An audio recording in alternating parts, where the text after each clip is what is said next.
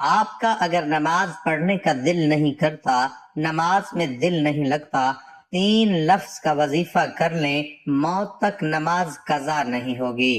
جس کو نماز کی فکر ہے صرف وہی سنیں۔ اللہ عز و جل قرآن پاک میں ارشاد فرماتا ہے قد افلح المؤمنون الذین هم فی صلاتهم خاشعون، بے شک مراد کو پہنچے ایمان والے جو اپنی نماز میں گڑ گڑاتے ہیں۔ اس آیت مبارکہ کے تحت فرماتے ہیں ان کے دلوں میں خدا کا خوف ہوتا ہے اور ان کے اعضاء ساکن ہوتے ہیں۔ بعض مفسرین نے فرمایا کہ نماز میں خشوع یہ ہے کہ اس میں دل لگا ہوا اور دنیا سے توجہ ہٹی ہوئی ہو، اور نظر جائے نماز سے باہر نہ جائے، اور گوشہ چشم آنکھ کے کنارے سے کسی طرف نہ دیکھے، اور کوئی عبث کام نہ کرے، اور کوئی کپڑا شانوں پر نہ لٹکائے، اس طرح کہ اس کے دونوں کنارے لٹکتے ہوں اور آپس میں میلے نہ ہوں اور انگلیاں نہ چٹکائے، اور اس قسم کے حرکات سے باز رہے۔ بعض نے فرمایا کہ خشوع یہ ہے کہ آسمان کی طرف نظر نہ اٹھائے۔ امیر المؤمنین حضرت سیدنا ابو بکر صدیق رضی اللہ تعالیٰ عنہ سے روایت ہے کہ حضور نبی کریم رؤوف الرحیم صلی اللہ تعالی علیہ وسلم نے ارشاد فرمایا منافقانہ خشوع سے اللہ عز و جل کی پناہ مانگو۔ پوچھا گیا یا رسول اللہ صلی اللہ تعالی علیہ وسلم منافقانہ خشوع کیا ہے؟ ارشاد فرمایا منافقانہ خشوع یہ ہے کہ ظاہراً تو خشوع ہو مگر دل میں خشوع نہ ہو۔ عدم خشوع نہایت ہی مہلک مرض اور عبادات کے ثواب میں کمی کا باعث ہے۔ شیطان اپنی ذریت کے ساتھ عبادات میں خشوع کو اولاً کم کرتا ہے اور پھر آہستہ آہستہ ختم کر دیتا ہے، یوں عبادات برائے نام ہی رہ جاتی ہے۔ عدم خشوع کا پہلا سبب دل کی سختی ہے۔ اس کا علاج یہ ہے کہ بندہ موت کو کثرت سے یاد کرے، زبان اور پیٹ کا قفل مدینہ لگائے اور بلا ضرورت ہنسنے سے پرہیز کرے۔ عدم خشوع کا دوسرا سبب پریشان نظری یعنی بلا ضرورت ادھر ادھر دیکھنا ہے۔ اس کا علاج یہ ہے کہ بندہ آنکھوں کا قفل مدینہ لگاتے ہوئے اپنی نظریں جھکا کر رکھے، یہ تصور کرے کہ میں بارگاہ الہی میں حاضر ہوں، میرا رب عز و جل مجھے دیکھ رہا ہے۔ عدم خشوع کا تیسرا سبب ذہن میں فضول خیالات اور بے جا فکریں بھی ہیں۔ اس کا علاج یہ ہے کہ بندہ بارگاہ الہی میں حاضری کے وقت اپنے اندر یکسوئی پیدا کرے اور اس سے نجات کے لیے بارگاہ الہی میں دعا بھی کرے۔ عدم خشوع کا چوتھا سبب بارگاہ الہی میں حاضر ہونے کے آداب کے بارے میں لا علمی ہے۔ اس کا علاج یہ ہے کہ بندہ بارگاہ الہی میں حاضر ہونے کے آداب سیکھے، اپنے نیک لوگوں اور اللہ والوں کی صحبت اختیار کرے جو بارگاہ الہی کے آداب سے واقف ہیں۔ محترم ناظرین، جو چاہتا ہے کہ اس کا عبادت میں دل لگے، نماز پڑھنے میں لطف آئے، تلاوت کرتے ہوئے آنکھوں میں آنسو آئے، اللہ پاک کی بارگاہ میں مناجات کی لذت ملے، درود شریف پڑھے اور دل عشق مصطفیٰ سے لبریز ہو جائے، گنبد خضرا کا تصور بند جایا کرے، دوران عبادت فضول خیالات تنگ نہ کریں، تو اسے چاہیے کہ گانے باجے سننے سے بچے، آنکھوں کو، کانوں کو، ہاتھوں کو اور دیگر اعضاء کو گناہوں سے بچائے، فضول گوئی سے بچے، جھوٹ، غیبت، چغلی، الزام تراشی وغیرہ سے ہر دم بچتا رہے۔ انشاءاللہ الکریم دل نرم ہوگا اور عبادت میں لذت نصیب ہوگی۔ محترم ناظرین، جو بندہ لذت عبادت کا طلبگار ہے اسے چاہیے کہ دل سے دنیا کی محبت نکالے اور فکر آخرت اپنائے، اس کی برکت سے انشاءاللہ الکریم عبادت میں لذت اور یکسوئی نصیب ہوگی۔ حضرت ابو عبداللہ قریشی رحمۃ اللہ علیہ فرماتے ہیں ایک شخص نے کسی نیک بزرگ کی خدمت میں عرض کیا عالی جا میں نیکی کرتا ہوں مگر دل میں نیکی کی لذت نہیں پاتا۔ اللہ پاک کے اس نیک بندے نے فرمایا تمہارے دل میں ابلیس کی بیٹی یعنی دنیا رہتی ہے اور یقیناً باپ یعنی سلطان اپنی بیٹی دنیا سے ملنے تمہارے دل میں آتا رہتا ہے۔ ظاہر ہے ابلیس جب بھی تمہارے دل میں آئے گا فساد ہی پھیلائے گا، یہ وجہ ہے کہ تمہیں نیکی کی لذت نہیں ملتی۔ روایت ہے کہ اللہ پاک نے اپنے نبی حضرت داؤد علیہ السلام کو فرمایا اے داؤد اگر مجھ سے محبت کرتے ہو تو دنیا کی محبت دل سے نکال دو، بے شک میری محبت اور دنیا کی محبت ایک دل میں جمع نہیں ہو سکتی۔ ایک مرتبہ حضرت عیسیٰ علیہ السلام نے اپنے حواریوں کو فرمایا مردوں کے پاس مت بیٹھا کرو ورنہ تمہارا دل مردہ ہو جائے گا۔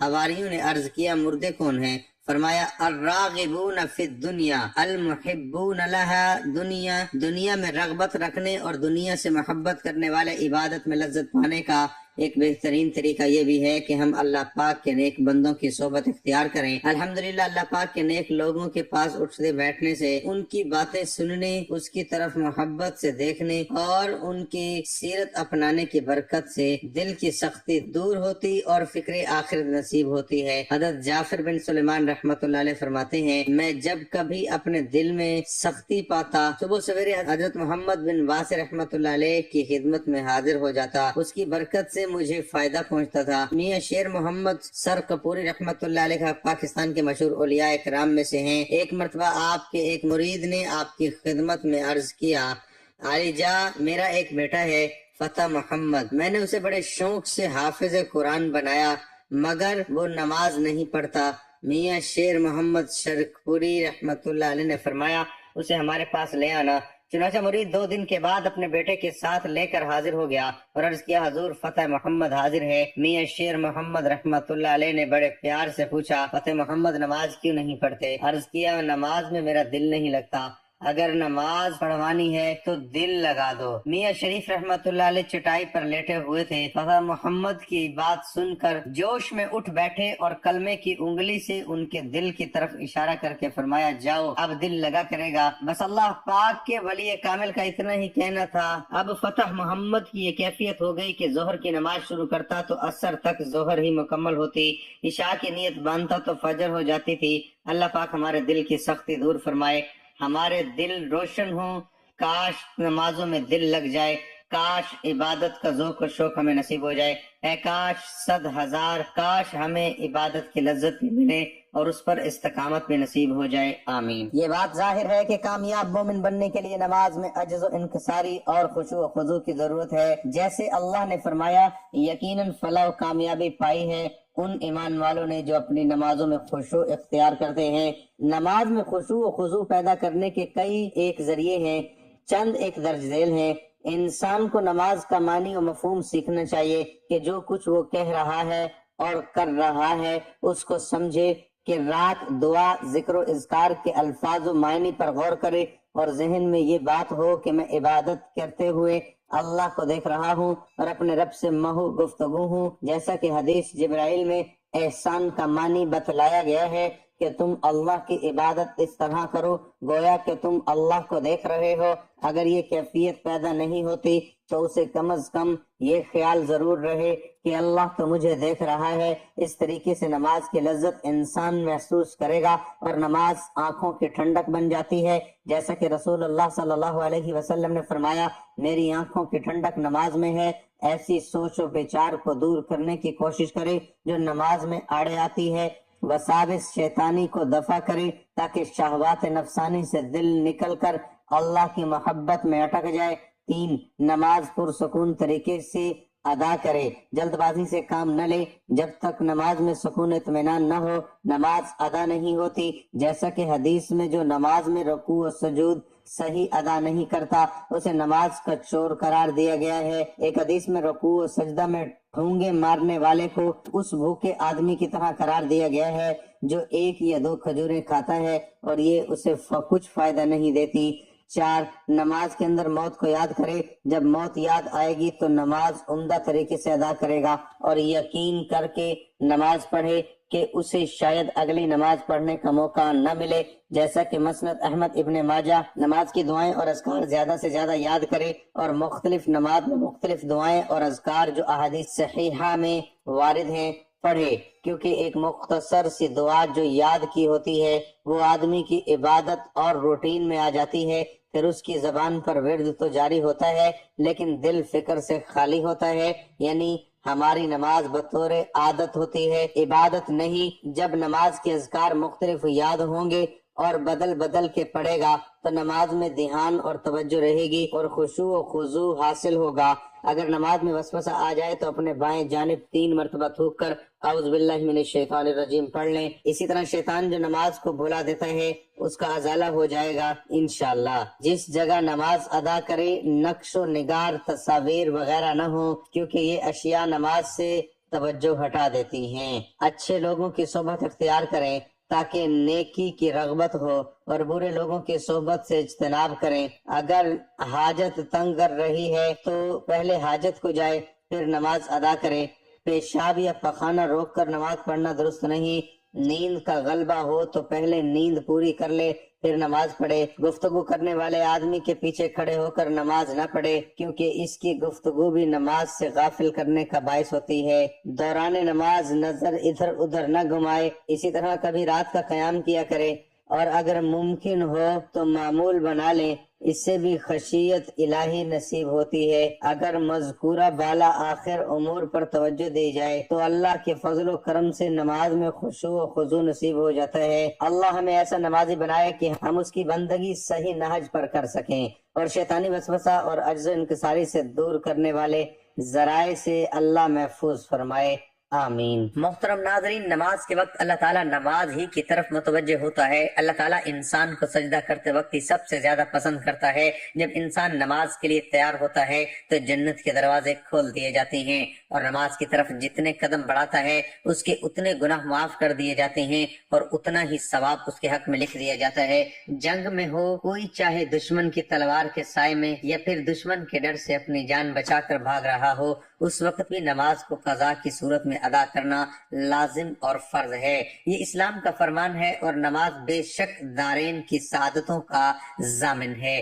اللہ عز و جل قرآن مقدس میں ارشاد فرماتا ہے، ترجمہ کہ یہ کتاب پرہیزگاروں کو ہدایت ہے اور غیب پر ایمان لائے اور نماز قائم رکھتے اور ہم نے جو دیا اس میں سے ہماری راہ میں خرچ کرتے ہیں، اور فرماتا ہے نماز قائم کرو اور زکوٰۃ ادا کرو اور رکوع کرنے والوں کے ساتھ نماز پڑھو، یعنی مسلمانوں کے ساتھ، کہ رکوع ہماری شریعت میں ہے، یا تو پھر باجماعت سے نماز ادا کرو۔ نماز کا متعلقہ ترک تو سخت ہولناک چیز ہے، اسے قضا کر کے پڑھنے والوں کے لیے فرماتا ہے خرابی ان نمازیوں کے لیے جو اپنی نماز سے بے خبر ہیں، وقت گزار کر پڑھنے اٹھتے ہیں۔ نماز کی اہمیت اس سے بھی پتہ چلتا ہے کہ اللہ رب العزت نے سب احکام اپنے حبیب صلی اللہ علیہ وآلہ وسلم کو زمین پر بھیجے۔ جب نماز فرض کرنی منظور ہوئی تو حضور صلی اللہ علیہ وآلہ وسلم کو اپنے عرش عظیم پر بلا کر اسے فرض کیا، اور شب اسراء یعنی معراج کی رات میں یہ تحفہ دیا۔ اسی طرح اور فرماتا ہے کہ بے شک نماز مومنوں پر اپنے مقررہ وقت میں ادا کرنا فرض ہے، اور فرماتا ہے کہ نماز قائم کرو اور زکوٰۃ دو، اور فرماتا ہے اپنے رب کی اس وقت عبادت کر جب تک کہ تیری موت نہ آ جائے۔ اس طریقے سے اللہ تبارک و تعالیٰ نے پورے قرآن میں مختلف مقامات پر مختلف طریقوں سے 186 مرتبہ اپنے بندوں کو نماز قائم کرنے کا حکم دیا ہے، کیونکہ نماز تمام برائیوں سے روکتی ہے، جیسا کہ قرآن مقدس میں ذکر ہے، ترجمہ کہ بے شک نماز تمام برائیوں اور برے کاموں سے روکتی ہے۔ اللہ تعالیٰ اپنے بندوں کو نماز پر پابندی کرنے کی تلقین اس لیے کر رہا ہے تاکہ اس کے بندے ضلالت و گمراہی کے دلدل میں نہ پھنسیں اور حق کی راہ پر گامزن رہے، تمام تر اختلافات اور مصیبت سے بچتے رہیں۔ اگر آپ قرآن مقدس کی تلاوت کریں گے تو بے شمار آیات آپ کو ایسی ملیں گی جو نماز کی فرضیت پر دلالت کرتی ہیں، اور آپ جان لو گے کہ بے شک نماز ہر حال میں فرض ہے اور اس سے بچنے کا کوئی چارہ کار نہیں۔ حضرت عقبہ بن عامر رضی اللہ تعالی عنہ سے روایت ہے،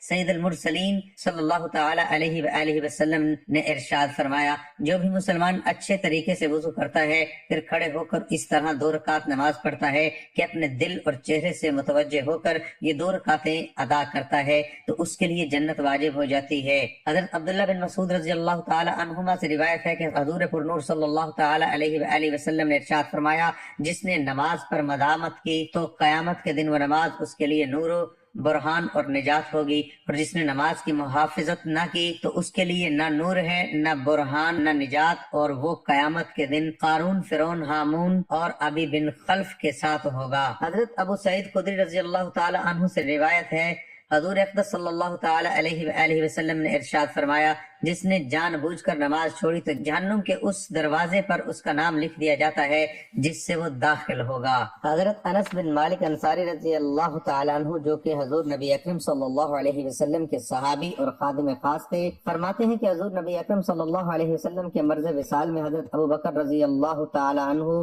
لوگوں کو نماز پڑھاتے تھے، چنانچہ پیر کے روز لوگ صفیں بنائے نماز ادا کر رہے تھے کہ اتنے میں حضور صلی اللہ علیہ وسلم نے حجرہ مبارک کا پردہ اٹھایا اور کھڑے کھڑے ہمیں دیکھنے لگے۔ اس وقت آپ صلی اللہ علیہ وسلم کا چہرہ انور قرآن کے اوراق کی طرح معلوم ہوتا تھا۔ جماعت کو دیکھ کر آپ صلی اللہ علیہ وسلم مسکرائے۔ آپ صلی اللہ علیہ وسلم کے دیدار پر انوار کی خوشی میں قریب تھا کہ ہم نماز توڑ دیں۔ حضرت ابوبکر صدیق رضی اللہ تعالیٰ عنہ کو خیال ہوا کہ شاید آپ صلی اللہ علیہ وسلم نماز میں تشریف لا رہے ہیں، اس لیے انہوں نے ایڑیوں کے بل پیچھے ہٹ کر صف میں مل جانا چاہا، لیکن حضور نبی اکرم صلی اللہ علیہ وسلم نے ہمیں اشارے سے فرمایا کہ تم لوگ نماز پوری کرو۔ پھر آپ صلی اللہ علیہ وسلم نے پردہ گرا دیا اور اسی روز آپ صلی اللہ علیہ وسلم کا وصال ہو گیا۔ محترم ناظرین، اب چلتے ہیں وظیفے کی جانب۔ اگر نماز میں دل کسی کا نہیں لگتا، خود روزانہ اس کو 33 بار پڑھ کے پانی پہ دم کر کے پئیں، اور اگر کوئی بچہ ہے، مرد عورت ہے، اس کو 33 مرتبہ پڑھ کے پانی پہ پلائیں، انشاءاللہ اللہ اسے نمازی بنا دے گا۔ کھانے پینے پہ دم کر کے انہیں کھلائیں پلائیں، انشاءاللہ نمازی ہو جائے گا۔ اگر کوئی چاہتا ہے کہ میری نماز جو ہے وہ پر تاثیر ہو جائے، پر نور ہو جائے، میں جو دعائیں کروں اللہ مقبولیت عطا فرمائے، تو روزانہ 100 مرتبہ یہ پڑھ کے دعا کرتا رہے۔ یہ 103 نمبر آیت سورۃ النساء، اس کا حصہ ہے بسم اللہ الرحمن الرحیم فَإِذَا اطْمَنَنْتُمْ فَأَقِيمُوا الصَّلَاةَ۔ آپ یہ دیکھیے کہ الفاظ کو سمجھ کے پڑھیں گے، اور انشاءاللہ تعالیٰ یہ 2 جملے ہیں، 2 جملے، لیکن اللہ نے خود کہا کہ جب مطمئن ہو جاؤ پھر آ جاؤ میرے آگے۔ یہ نہیں کہ تھکے ہوئے ہو، نیند میں ہو، بھوک میں ہو، نماز اس حالت میں بھی نہیں پڑھنی۔ اپنے آپ کو فریش کر کے نماز پڑھیے، پھر اللہ سے مانگیں۔ یہ آپ اللہ سے باتیں کر رہے ہیں، انشاءاللہ اس سے آپ کو ملے گا۔ اور آپ یہ 100 مرتبہ پڑھ کے جتنے دن پڑھیں، کم از کم 11 دن پڑھیں، اللہ تعالیٰ آپ کی نماز میں سکون لے آئے گا۔ نماز میں آپ کے دل لگی آئے گی، خشوع لے کے آئے گا، خضوع لے کے آئے گا۔ آپ اس آیت کو سمجھ لیں، انشاءاللہ اطمینان بھی آپ کو حاصل ہوگا۔ جس کو یہ نماز سے پہلے جو ایک بار پڑھ کے نماز پڑھے گا، یا قرآن سے پہلے، تلاوت سے پہلے، نوافل سے پہلے، کسی بھی عبادت سے پہلے، چاہے حج ہے، عمرہ ہے، طواف ہے، سعی ہے، اس سے پہلے آپ خالی یہ ایک بار پڑھ لیں اور پھر اس سینے پہ پھونک مار لیں تو اچھا ہے۔ اس کے بعد جو بھی عبادت کریں گے اس میں آپ کو سکون حاصل ہوگا، اطمینان حاصل ہوگا۔ سورۃ البقرہ آیت نمبر 186 میں ارشاد باری تعالیٰ ہے، اور اے پیغمبر، جب تم سے میرے بندے میرے بارے میں دریافت کریں تو کہہ دو میں تو تمہارے پاس ہوں۔ جب کوئی پکارنے والا مجھے پکارتا ہے تو میں اس کی دعا قبول کرتا ہوں۔ تو ان کو چاہیے کہ میرے حکموں کو مانیں اور مجھ پر ایمان لائیں تاکہ نیک راستہ پائیں۔ قرآن مجید کی سورۃ اعراف آیت نمبر 55-56 میں اللہ تعالیٰ ارشاد فرماتا ہے، لوگوں اپنے پروردگار سے عاجزی اور چپ کے دعائیں مانگا کرو، وہ حد سے بڑھنے والوں کو دوست نہیں رکھتا، اور ملک میں اصلاح کے بعد خرابی نہ کرنا، اور خدا سے خوف کرتے ہوئے اور امید رکھ کر دعائیں مانگتے رہنا۔ کچھ شک نہیں کہ خدا کی رحمت نیکی کرنے والوں سے قریب ہے۔ اللہ کے پیارے نبی حضرت محمد مصطفیٰ صلی اللہ علیہ وسلم نے دعا کی عظمت، اس کی برکتیں، دعا کے آداب اور دعا کرنے کے بارے میں واضح ہدایت دی ہے۔ ایسی بے شمار احادیث ہیں جن میں دعا کا ذکر ہے اور دعا کی اہمیت و فضیلت کو واضح کیا گیا ہے۔ حضرت عبداللہ بن عمر رضی اللہ عنہ سے روایت ہے کہ رسول اللہ صلی اللہ علیہ وسلم نے فرمایا، دعا کارآمد اور نفع مند ہوتی ہے، اور ان حوادث میں بھی جو نازل ہو چکے ہیں اور ان میں بھی جو ابھی نازل نہیں ہوئے، بس اے خدا کے بندو دعا کا اہتمام کرو۔ ایک اور حدیث حضرت عبداللہ بن مسعود رضی اللہ عنہ سے مروی ہے کہ حضرت محمد صلی اللہ علیہ وآلہ وسلم نے ارشاد فرمایا، اللہ سے اس کا فضل مانگو، کیونکہ اللہ کو یہ بات محبوب ہے کہ اس کے بندے اس سے دعا کریں اور مانگے۔ اللہ کے کرم سے امید رکھتے ہوئے اس بات کا انتظار کرنا کہ وہ بلا اور پریشانی کو اپنے کرم سے دور فرمائے گا، اعلیٰ درجے کی عبادت ہے۔ وہ بلا اور پریشانی کو اپنے کرم سے دور فرمائے گا، اعلیٰ درجے کی عبادت ہے۔ حضرت ابو ہریرہ رضی اللہ عنہ سے روایت ہے کہ حضرت صلی اللہ علیہ وسلم نے ارشاد فرمایا، اللہ کے یہاں کوئی چیز اور کوئی عمل دعا سے زیادہ عزیز نہیں۔ اے اللہ رب العزت، اے ساری کائنات کے شہنشاہ، اے ساری مخلوق کو پالنے والے، اے زندگی موت کا فیصلہ کرنے والے، اے آسمانوں اور زمینوں کے مالک، اے پہاڑوں اور سمندروں کے مالک، اے انسانوں اور جناتوں کے معبود، اے عرش اعظم کے مالک، اے فرشتوں کے معبود، اے عزت اور ذلت کے مالک، اے بیماروں کو شفا دینے والے، اے بادشاہوں کے بادشاہ، اے اللہ ہم تیرے گناہ گار بندے ہیں، تیرے خطا کار بندے ہیں، ہمارے گناہوں کو معاف فرما، ہماری خطاؤں کو معاف فرما۔ اے اللہ ہم اپنے اگلے پچھلے صغیرہ کبیرہ سبھی گناہوں، خطاؤں اور نافرمانیوں کی معافی مانگتے ہیں۔ اے اللہ رب العزت، ہم اپنے گناہوں سے توبہ کرتے ہیں، ہماری توبہ قبول فرما۔ اے اللہ ہم گناہ گار ہیں، سیاہ کار ہیں، بدکار ہیں، تیرے احکام کے نافرمان ہیں، ناشکرے ہیں، لیکن میرے معبود تیرے نام لیوا بندے ہیں، تیری توحید کی گواہی دیتے ہیں۔ تیرے سوا کوئی عبادت کے لائق نہیں ہے، تیرے سوا کوئی بندگی کے لائق نہیں ہے، تیرے سوا کوئی تعریف کے لائق نہیں ہے۔ ہمارے معبود، ہمارے گناہ تیری رحمت سے بڑے نہیں ہیں، تو اپنی رحمت سے ہمارے گناہ معاف کر دے۔ اے اللہ پاک ہمیں گمراہی کے راستے سے ہٹا کر صراط مستقیم کے راستے پر چلنے والا بنا دے۔ اے اللہ ایسی نمازیں پڑھنے کی توفیق عطا کر جس نماز سے تو راضی ہو جائے۔ زندگی میں ایسے نیک اعمال کرنے کی توفیق عطا کر جن اعمالوں سے تو راضی ہو جائے۔ ہمیں ایسی زندگی گزارنے کی توفیق عطا کر جس زندگی سے تو راضی ہو جائے۔ ایمان پہ زندہ رکھ اور ایمان پہ ہی موت عطا کر۔ اے اللہ ہمیں تیرے احکام کی فرما برداری کرنے والا بنا اور تیرے پیارے حبیب جناب محمد رسول اللہ صلی اللہ علیہ وآلہ وسلم کے نیک اور پاکیزہ آداب کو اپنانے والا بنا دے۔ اے اللہ ہماری پریشانیوں کو دور کر دے۔ اے اللہ جو بیمار ہیں انہیں شفا کاملہ عطا فرما۔ اے اللہ جو بے اولاد ہیں انہیں اپنے خزانوں میں سے نیک اور صالح اولاد عطا فرما۔ اے اللہ جن کے جو کام رکے ہوئے ہیں وہ پورے کر دے۔ اے اللہ بچھڑے ہوئوں کو ملا دے۔ اے اللہ شادی شدہ جوڑوں میں محبت اور خلوص پیدا کر دے اور ان کی زندگیوں میں برکت ڈال دے۔ اے اللہ تمام لڑکے اور لڑکیوں کے نصیب اچھے کر دے۔ اے اللہ جو قرض کے بوجھ تلے دبے ہوئے ہیں ان کا قرض جلد سے جلد ادا کروا دے۔ اے رب العزت شیطان سے ہماری حفاظت فرما۔ اے اللہ حلال رزق کمانے کی توفیق عطا فرما۔